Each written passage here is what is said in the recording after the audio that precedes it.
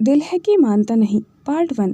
बारिश की भीगी रात थी। मुंबई की सड़कें पानी से लबालब थीं। हर तरफ हेडलाइट्स और हॉर्न की आवाज़ें गूंज रही थीं।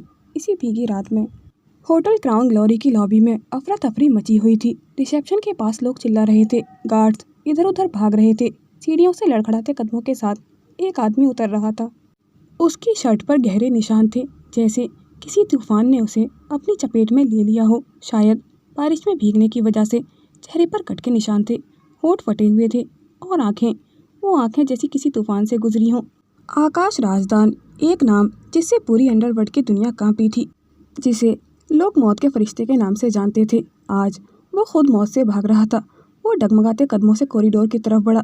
हर रूम का दरवाज़ा खटखटाया, एक फिर दूसरा, लेकिन सभी रूम लॉक्ड थे। शायद लोग पुलिस की मौजूदगी से डर गए थे या फिर उसकी हालत देखकर चौंक गए थे। तभी उसे एक कमरा दिखा, कमरा नंबर 509, जिसका दरवाज़ा थोड़ा खुला हुआ था। आकाश अपनी जान बचाने के लिए ज़रा भी सोचे बिना उस कमरे के अंदर घुस गया था। कमरे के अंदर मिष्टी, जो कि एक मेडिकल स्टूडेंट थी और अपने कजिन की शादी अटेंड करने के लिए मुंबई आई थी, बस अभी अभी फ्रेश होकर बाहर ही निकली थी। उसके गीले बाल पीठ से चिपके हुए थे और साड़ी आधी कमर पर लिपटी हुई थी। वो जैसे ही आईने के सामने से पलटी, किसी ने एक झटके में उसके मुंह पर हाथ रखकर उसे चुप करा दिया था। चुप, सिर्फ हेल्प चाहिए। एक कराहती हुई थकी हुई आवाज़ उसके कानों के पास टकराई। मिष्टी डर के मारे सन रह गई थी। उसकी आंखें फैल गई थीं। सामने खड़ा आदमी लहूलुहान था, कंधे से खून टपक रहा था, सांसें उखड़ी हुई थीं और चेहरा जैसे कहीं देखा सा लग रहा था, जैसे मिष्टी उसे पहले से ही जानती हो, लेकिन वो याद नहीं कर पा रही थी। मिष्टी की सांसें जैसे थम गई थीं। उसकी आंखें उस अजनबी की आंखों में अटक गई थीं। उसने झटके से आकाश को खुद से दूर किया। वो हिम्मत करके कुछ कहने ही वाली थी कि आकाश ने लड़खड़ाकर एक झटके में मिष्टी का हाथ पकड़ा और खींचते हुए बाथरूम की ओर ले गया था। जो तुम्हें करने को कहा जा रहा है वही करो। बाथरूम में पहुंचकर उसने दरवाज़ा अंदर से लॉक कर लिया था। शावर ऑन करो अभी, आकाश राजदान ने अपनी गुस्से और दर्द भरी नज़रों से उसे देखते हुए कहा। क्या? नहीं, ये क्या कर रहे हो तुम? और कौन हो तुम? इस तरह मेरे कमरे में कैसे आए? मिष्टी की आवाज़ कांप रही थी। उसका पूरा शरीर डर से सुन्न हो गया था। आकाश ने उसकी ठोड़ी को हल्के से पकड़ा और उसके कान के करीब आकर बहुत धीमी आवाज़ में कहा, जितना कहा जा रहा है ना उतना ही करो, वरना मेरे साथ साथ तुम भी फंसोगी। शावर की नॉब घुमाते ही ठंडी धार बाथरूम में गूंजने लगी थी। मिष्टी की उंगलियां कांप रही थीं और उसकी रूह तक सिहर गई थी, लेकिन उससे ज़्यादा कंपकपी आकाश राजदान की आंखों में छुपे तूफान को देखकर हो रही थी। वो दीवार के सहारे खड़ा था। उसकी धड़कन तेज हो रही थी, जैसे हर सांस जीने के लिए लड़ाई लड़ रही हो। उसकी सफ़ेद शर्ट अब पूरी तरह भीग चुकी थी, लेकिन बाल चेहरे से चिपके हुए थे। माथे पर एक कट से लगातार पानी और खून बहकर उसकी आईब्रोज तक आ रहा था। उसकी आंखें, वो आंखें जैसे जलते अंगारों से भरी हों। उनमें एक ऐसी आग थी जिसे देखकर किसी भी आम इंसान की रूह तक कांप जाए। आकाश ने कसकर मिष्टी की ठोड़ी पकड़ते हुए कहा, मुझे सिर्फ कुछ मिनट चाहिए। अगर पुलिस ने सूंघ भी लिया ना कि मैं इस कमरे में हूँ, तो तुम समझ भी नहीं पाओगी कि अगले ही पल तुम्हारे साथ क्या होगा। वह शॉवर के नीचे ही खड़ा हो गया था। पानी उसकी गर्दन, चेहरे और जख्मों पर बहता चला गया था, जैसे हर बूंद उसके घावों पर नमक छिड़क रही हो। मिष्टी एक कोने में खड़ी उसे देख रही थी और पहली बार उसके अंदर डर के साथ साथ एक अजीब सी हैरत भी थी। ये वही आकाश राजदान था जिसकी कहानियाँ उसने अखबारों और टीवी में सुनी थीं। एक माफिया, एक अपराधी, एक खतरनाक इंसान जो किसी की जान लेने से पहले एक पल भी नहीं सोचता था। मिष्टी एक कोने में खड़ी कांप रही थी। उसे समझ ही नहीं आ रहा था कि ये सब क्या हो रहा है। तभी बाहर से पुलिस की आवाज़ आई, रूम नंबर 509 चेक करो। मिष्टी की आंखों में एक उम्मीद सी जगी थी, शायद अब कोई उसे बचा ले। उसने हल्के से आवाज़ निकालने की कोशिश की, हेल्प। लेकिन तभी आकाश ने फिर से उसके मुंह को अपने हाथों से ढक लिया था। इस बार उसकी पकड़ थोड़ी सख्त थी। Don't behave like a stupid. उसकी आवाज़ ठंडी थी, जैसे कोई आदेश दे रहा हो। मिष्टी की धड़कनें तेज़ हो गई थीं। वो सोच भी नहीं पा रही थी कि अगले पल क्या होने वाला था। बाथरूम में ठंडा पानी गिर रहा था। शॉवर की धार लगातार आकाश के जख्मों पर गिर रही थी और हर बूंद उसके दर्द को और गहरा कर रही थी। उसकी सांसें भारी थीं, जैसे हर सांस के साथ उसके फेफड़ों में आग बढ़ रही हो। मिष्टी दीवार से सटी कांप रही थी। उसने अपनी साड़ी को अपने चारों ओर कसकर लपेट लिया था और आंखें शौक से फटी रह गई थी। वो बार बार बाथरूम के दरवाजे की तरफ देख रही थी। बाहर से पुलिस की आवाज़ें आ रही थीं। Open the door. कमरे का दरवाज़ा एक ज़ोरदार आवाज़ के साथ खुला। मिष्टी की सांसें बेतरतीब हो गई थीं। उसके होंठ थरथरा रहे थे। वो बोलना चाहती थी, शायद मदद भी मांगना चाहती थी, या शायद खुद को इस स्थिति से बाहर निकालना चाहती थी। यहाँ यहाँ कोई है, लेकिन वो पूरी बात कह पाती उससे पहले ही आकाश लड़खड़ाते हुए उसके बेहद करीब आ गया था। उसकी आंखों में एक अजीब सी थकावट और तड़प थी, जैसे कुछ कहे बिना ही सब कुछ कह देना चाहता हो। और फिर उसी पल जैसे वक्त ने अचानक उसे धकेला हो। इससे पहले कि मिस्टी कुछ और कह पाती, उसने मिस्टी के होठों पर अपनी उंगलियों को रख दिया था। उसने गुस्से में फुफकारते हुए कहा, अगर इस बार आवाज़ की ना तो अगली बार मुझे चुप कराने के और भी तरीके आते हैं। मिस्टी की आंखें चौड़ी हो गई थीं, उसका पूरा शरीर जैसे सुन्न हो गया था, उसकी सांसें जैसे रुक गई थीं। मिस्टी ने झट से उसे खुद से दूर धकेल दिया था। आकाश को जैसे समझ आया कि अनजाने में उसने कुछ गलत कर दिया था। बाहर पुलिस की आवाज़ गूंज रही थी, सर बाथरूम लॉक्ड है, ब्रेक इट। अंदर आकाश का शरीर अब जवाब दे रहा था। आकाश पूरी तरह से लड़खड़ा गया था कि अगर एक पल भी खड़ा रहा तो जैसे उसकी जान ही निकल जाएगी। उसने धीरे से अपना सिर मिस्टी के कंधे पर टिका दिया था। हेल्प मी, उसकी आवाज़ बामुश्किल सुनाई दी थी, कांपती हुई। I had no choice. उसका शरीर थरथरा रहा था। तभी बाथरूम के दरवाजे पर एक जोरदार आवाज़ हुई। अंदर एक पल के लिए सब थम गया था, जैसे पूरी दुनिया ने उस वक्त में सांस रोक ली हो। उसकी सांसें भारी हो चुकी थीं। अंदर से शॉवर की आवाज़ आ रही थी। तभी एक गरजती हुई आवाज़ दरवाजे के बाहर गूंजी, एनीवन देयर? मिस्टी की धड़कनें तेज थीं, वो डर से कांप रही थी, जैसे ही दरवाज़ा बस टूटने ही वाला था। I am taking shower. Misty की एक हल्की डरी हुई आवाज़ बाथरूम के अंदर से आई। मिस्टी की आवाज़ सुनकर एक तेज़ ठंडी लहर जैसे कमरे के भीतर दौड़ गई थी।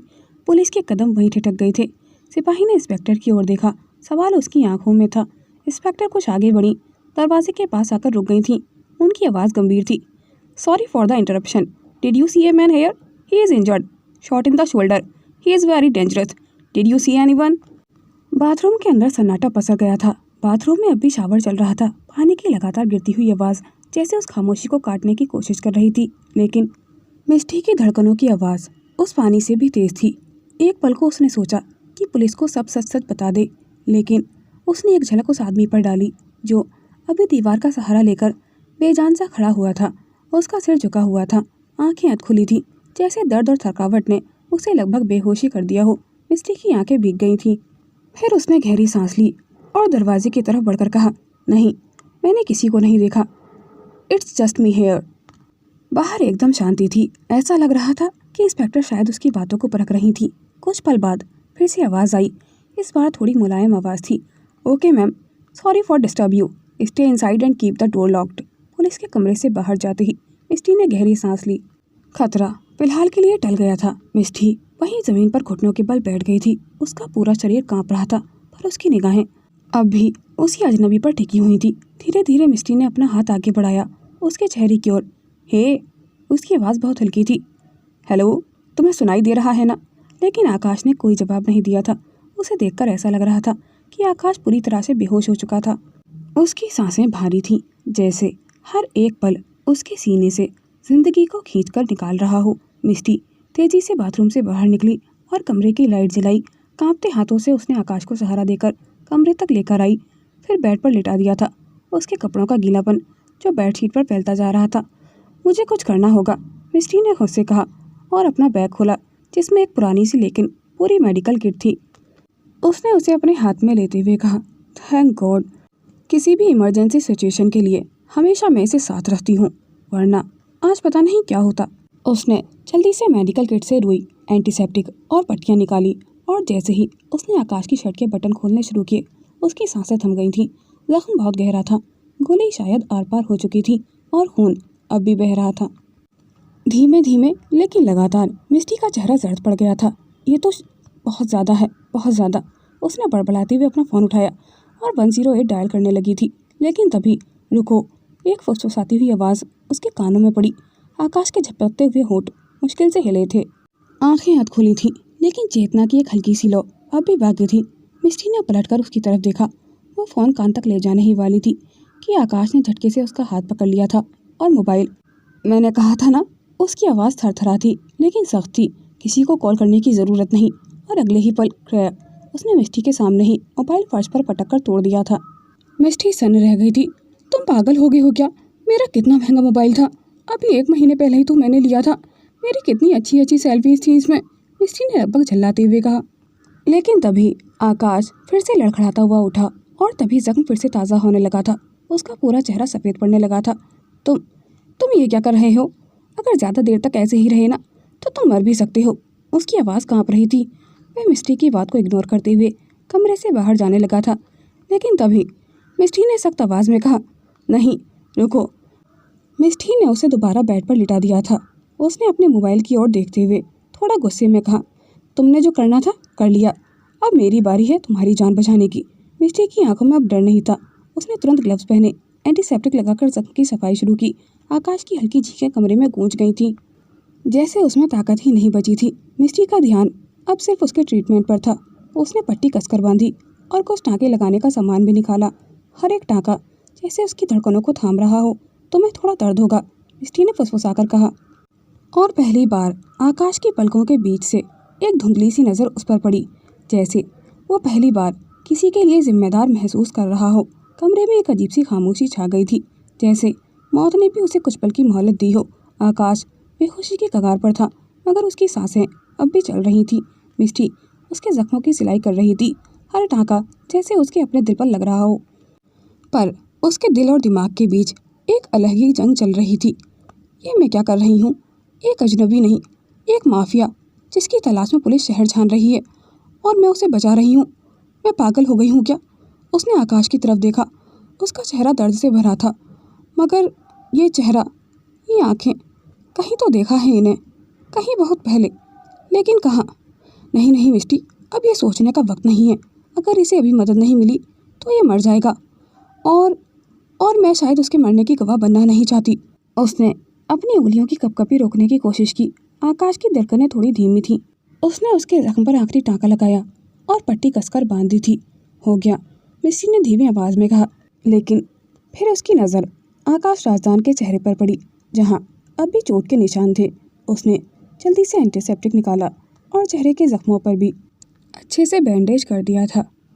वेल डन मिस्टी, उसने धीमी आवाज़ में कहा, जैसे खुद को यकीन दिला रही हो। वह उठकर पीछे हटी, मगर उसकी नज़रें अब भी आकाश के चेहरे पर थीं। उसने एक गिलास में पानी भरकर उसके होठों के पास ले जाकर उससे कहा, थोड़ा पानी पी लो। आकाश ने बहुत धीमे से अपनी आंखें खोली। उसकी निगाहें मिस्टी के चेहरे पर ठहर गई थीं, जैसे वो अब तक जो कुछ हुआ उसे समझने की कोशिश कर रहा हो। तुम्हारा नाम? उसकी आवाज़ बामुश्किल फुसफुसाहट जितनी थी। मिस्टी कुछ पल रुकी, फिर कहा, मदर टेरेसा ही समझ लो। और तुम? फिर रुकर खुद ही अपनी बात पर मुस्कुरा दी थी। जवाब की ज़रूरत नहीं, रहने दो। मुझे पता है तुम्हारा चेहरा मीडिया, खबरें, टीवी सब जगह देखा है मैंने। तभी वह फिर से हल्का सा मुंह बनाते हुए मन ही मन सोचने लगी थी, ये वही है आकाश राजदान जिसकी कहानियों से हम डरते थे, जो लोगों की नींद उड़ा देता था। और आज ये खुद मौत से लड़ रहा है। इतने नज़दीक से देख रही हूँ ये। मैंने तो सपने में भी नहीं सोचा था कि कभी ऐसे इंसान से भी मिलूंगी। पर मेरा दिल तो कर रहा है कि इसे अभी पुलिस के हवाले कर दूं। इसने मेरा इतना महंगा मोबाइल तोड़ दिया। लेकिन मिस्टी, पहले तू डॉक्टर है। सबसे ज़रूरी काम किसी इंसान की जान बचाना होता है। पुलिस अपना काम खुद कर लेगी, पर एक जिम्मेदार नागरिक होने के नाते मुझे पुलिस की हेल्प करनी चाहिए थी। लेकिन किसी इंसान की जान बचाना भी एक डॉक्टर का फ़र्ज़ होता है। मिस्टी अपने मन में उठते हुए सवालों से ही जूझ रही थी। आकाश उसे हैरानी से देख रहा था, मानो ऐसा लग रहा था जैसे वह खुद से ही बातें कर रही थी। अब सो जाओ, मुझे इस तरह क्या देख रही हो? मिस्टी ने धीमी आवाज़ में कहा। तुम्हें बहुत आराम की ज़रूरत है। वो उठी, खिड़की के पर्दे खींचे, दरवाज़ा लॉक किया और पास पड़ी एक चादर अपने लिए लेकर फर्श पर बैठ गई थी। उसने गुस्से में आकाश की तरफ देखते हुए कहा, वाह मिस्टी, क्या ज़िंदगी है तेरी। उसने धीरे से कहा और माथे पर गिरती लट को पीछे सरकाया। कमरे की सब लाइट्स बंद, और तू फर्श पर एक गैंगस्टर के साथ है जिसकी वजह से तेरा पूरा प्लान चौपट हो गया। उसने सामने बिस्तर पर पड़े आकाश को देखा। नींद में डूबा हुआ चेहरा पहले से थोड़ा शांत था, पर अब भी थका हुआ था। पता नहीं किस जन्म का पाप है ये। आज फंक्शन में जाना था मुझे। श्वेता मेरा कितना इंतज़ार कर रही होगी। और ऊपर से उसने अपनी आंखें बंद की और गहरी सांस ली। पेट्रोल भी मैंने ही डलवाया था, दवाइयाँ, पट्टियाँ, ये सारा खर्चा। और ये जनाब बड़े आराम से मेरे बेड पर टांगे फैलाकर सो रहे हैं, जैसे हॉस्पिटल का वीआईपी रूम हो। वह उठी और धीरे से अपने घुटनों पर अपने सर को रख दिया था और फर्श पर पड़ी ठंडी हवा से बचने की कोशिश कर रही थी। और मेरा मोबाइल, इसका तो हिसाब बाकी है आकाश राजदान। इतने सारे क्राइम के अलावा तुमने एक डॉक्टर का मोबाइल भी तोड़ने का जुर्म किया है। तुम जानते भी हो किसी का मोबाइल तोड़ना कितना बड़ा क्राइम होता है। सेकंड डिग्री टॉर्चर का केस बनता है इसके लिए तुम्हारे ऊपर। धीरे धीरे उसकी आंखें झपकने लगी थीं, लेकिन उसके दिमाग में अभी आकाश की परछाइयाँ घूम रही थीं। मिष्टी उसके चेहरे को देखकर सोच रही थी कि जितना खूंखार लोग इसे बताते हैं और जितना मैंने इसके बारे में न्यूज़ और अखबारों में सुना है, इसके चेहरे को देखकर तो नहीं लगता कि ये कभी इतना खूंखार भी हो सकता है। फिर उसने खुद को झटकते हुए कहा, मिष्टी तू पागल हो गई है। डोंट जज ए बुक बाय कवर। किसी का चेहरा देखकर अंदाज़ा नहीं लगाया जा सकता कि वो क्या कर सकता है और क्या नहीं। धीरे धीरे उसकी आंखें भी भारी होने लगी थीं। कमरे की खामोशी फिर से लौट आई थी। मिष्टी ने आंखें बंद की, पर उसके मन में सवाल अब भी जाग रहे थे। धीरे धीरे उसकी आंखें भी भारी होने लगी थीं। ठंडी फर्श पर करवट बदलते हुए उसने चादर ठीक की, पर नींद थी कि पास आने का नाम ही नहीं ले रही थी। बाहर से हल्की सी हवा खिड़की के कांच को थपथपा रही थी। कुछ देर बाद, शायद 1 घंटा और कुछ मिनट, मिष्टी उठी। उसकी आंखों में नींद नहीं थी, जैसे कोई बेचैनी उसे जगा रही हो। कमरे में अभी वही गाढ़ी खामोशी थी। आकाश की धीमी सांसें उसके कानों तक पहुंच रही थीं। वो उठी, बिस्तर की तरफ देखा और कुछ पल तक वो बस खड़ी ही रही थी, बिस्तर की तरफ देखते हुए। आकाश अब भी नींद में था। उसकी हल्की हल्की सांसें, चेहरा शांत, जैसे किसी तूफान के बाद का सन्नाटा हो। मिष्टी ने एक ठंडी सांस भरी। पागल हो गई हूँ क्या मैं, जो ऐसा करने के बारे में सोच रही हूँ, उसने खुद से बुदबुदाया। लेकिन उसके पाँव वहीं ठिठक गए थे। फर्श की ठंड अब उसकी हड्डियों तक चुभने लगी थी। चादर से भी राहत नहीं मिल रही थी। कमरे की खामोशी में बस उसकी बेचैनी की आवाज़ थी। थोड़ी देर तक करवटें बदलने के बाद वो फिर से उठी। बाल बिखरे हुए थे, आंखों में थकान और चेहरे पर उलझन थी। सिर्फ कुछ देर के लिए उसने खुद से कहा, बस नींद पूरी कर लूँ, फिर सब सोचूंगी। आंखें आंधी मुदी हुई थीं, जैसे किसी ट्रांस में चल रही हो। वो धीमे कदमों से बिस्तर की ओर बढ़ी। आकाश बिस्तर के एक किनारे पर लेटा हुआ था और मिष्टी ने बिना आवाज़ किए दूसरे किनारे पर खुद के लिए जगह बना ली थी। वो बहुत धीरे से लेटी, इतनी हल्की आवाज़ से जैसे खुद से भी माफ़ी मांग रही हो। उसकी पीठ आकाश की तरफ थी, पर उसकी धड़कनों की आवाज़ अब भी उसके कानों में साफ सुनाई दे रही थी। कुछ देर तक उसने आंखें बंद की, फिर चुपचाप फुसफुसाई, माफ़ करना, बस कुछ देर। और वैसे भी तुम तो बेहोश हो, तुम्हें क्या पता चलेगा। बाहर की हवा अब भी खिड़की पर दस्तक दे रही थी। कमरे में हल्का सा सुकून भर गया था, जैसे दोनों की थकावट ने एक दूसरे की मौजूदगी में थोड़ी राहत पा ली हो। मिष्टी की आंखें भी धीरे धीरे बंद होने लगी थीं, लेकिन जाने क्यों उसकी सांसें अब थोड़ी हल्की होने लगी थीं। और आकाश, उसकी बंद पलकों के नीचे जैसे कुछ हलचल हुई, जैसे किसी सपने में कोई जाना पहचाना एहसास दस्तक दे रहा हो। सुबह की हल्की धूप खिड़की से कमरे में आ रही थी। आकाश की नींद टूटी तो उसकी आंखें धीरे धीरे खुली, और जैसे ही उसने देखा कि कोई उसके बहुत करीब लेटा हुआ है, उसका दिमाग झट से चौकन्ना हो गया था। अपनी आंखों के सामने अपनी फैमिली को मरता देख उसे अब किसी पर भरोसा नहीं रहा था। उसने बचपन से खुद को अकेले ही संभाला था। उसने चौंक कर मिष्टी की ओर देखा, जो कि ठीक उसके पास लेटी हुई थी, उसके इतने नज़दीक कि उसकी सांसें आकाश के चेहरे पर महसूस हो रही थी, और उसका हाथ आकाश के सीने पर रखा हुआ था।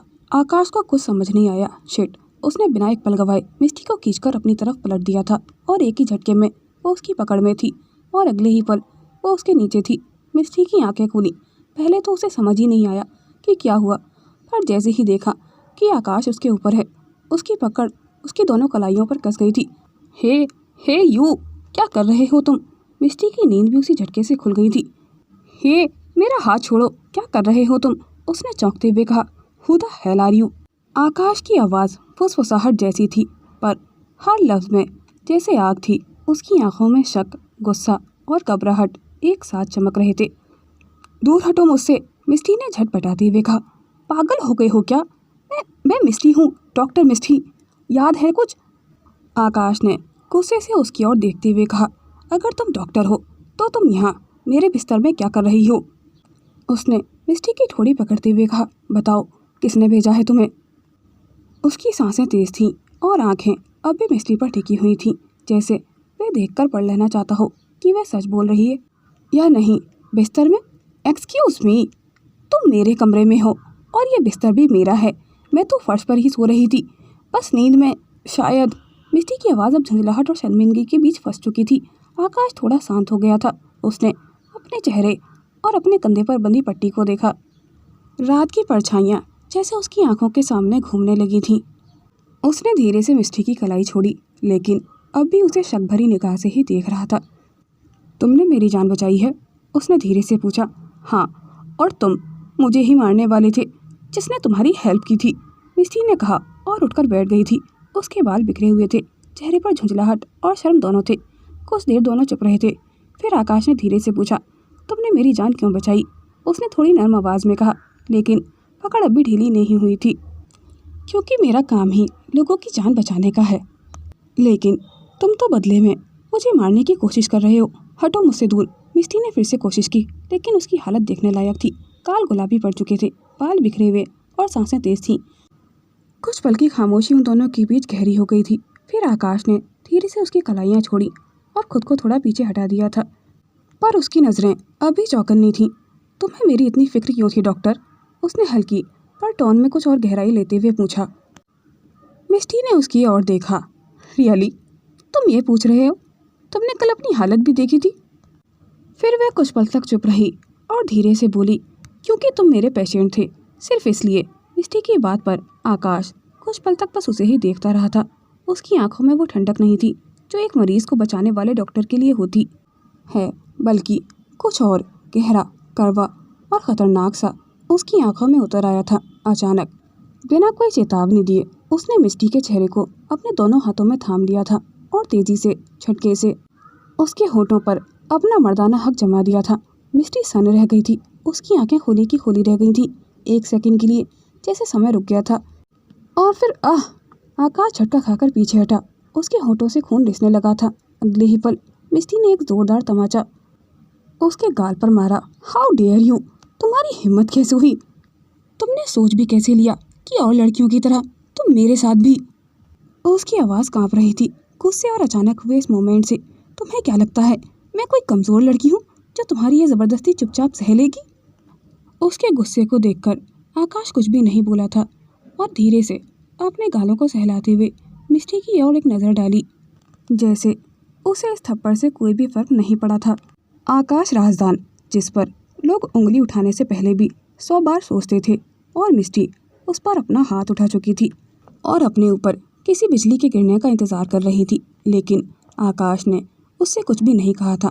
उसने अपनी उंगलियों से होठों से बहते खून को पहुंचा और फिर एक धीमी मगर खतरनाक फुसफुसाहट के साथ कहा, आई लाइक इट। मिस्टी ने उसकी तरफ देखा, हैरानी और डर की मिलीजुली भावना से भरी आंखों से। तुम बीमार थे, मैंने तुम्हारी हेल्प की। उसने धीमे मगर शब्दों में कहा, तुम्हें मदद की ज़रूरत थी। आकाश ने एक फीकी सी हंसी होठों पर लाई, जैसे किसी सच पर मुहर लग रही हो, फिर पीछे हट गया था। शेमलेस पर्सन, उसने झुंझलाकर कहा, और फिर वॉशरूम में घुस गई थी। आकाश उसे देखकर मुस्कुरा रहा था। पहली बार उसके चेहरे पर कोई असली रंग लौट रहा था। मिस्टी ने पानी का एक और छींटा अपने चेहरे पर मारा। दिल अब भी धक धक कर रहा था, जैसे कोई चोरी करते हुए पकड़ा गया हो। शांत हो जा मिस्टी, कुछ नहीं हुआ, कुछ भी तो नहीं। पर दिल मान ही नहीं रहा था। कुछ देर बाद उसने गहरी सांस ली, टॉवल से चेहरा पहुंचा और बालों को ठीक करते हुए वॉशरूम से बाहर आ गई थी। जैसे ही उसने वॉशरूम का दरवाज़ा खोला, कमरे में बिल्कुल सन्नाटा था, जैसे वहाँ पर कोई था ही नहीं। बिस्तर बिल्कुल खाली था। तकिए पर हल्की सी सिलवटें बची हुई थीं और कंबल अब भी आधा लटका हुआ था। हेलो, कोई है यहाँ? उसने धीमे से पुकारा, लेकिन कोई जवाब नहीं आया था। उसका दिल एक पल को बैठ गया था। वो तेज़ी से कमरे के दूसरे कोने में गई, देखा कि दरवाज़ा खुला हुआ था और आकाश जा चुका था। शायद बहुत जल्दी में था, या शायद वो जानबूझकर कुछ कहे बिना ही वहाँ से निकल गया था। दोस्तों, आकाश और मिस्टी की स्टोरी आपको कैसी लगी कमेंट करके ज़रूर बताइएगा, और इस कहानी का अगला पार्ट देखने के लिए मेरे YouTube चैनल को सब्सक्राइब करें और ऐसी ही इंटरेस्टिंग कहानियाँ सुनने के लिए बेल आइकन को प्रेस करें ताकि हमारी कहानी की नोटिफिकेशन आप तक सबसे पहले पहुँच सके। और अगर कहानी आपको पसंद आती है तो वीडियो को लाइक, कमेंट एंड शेयर ज़रूर करें। हमारी कहानी को अंत तक देखने के लिए धन्यवाद।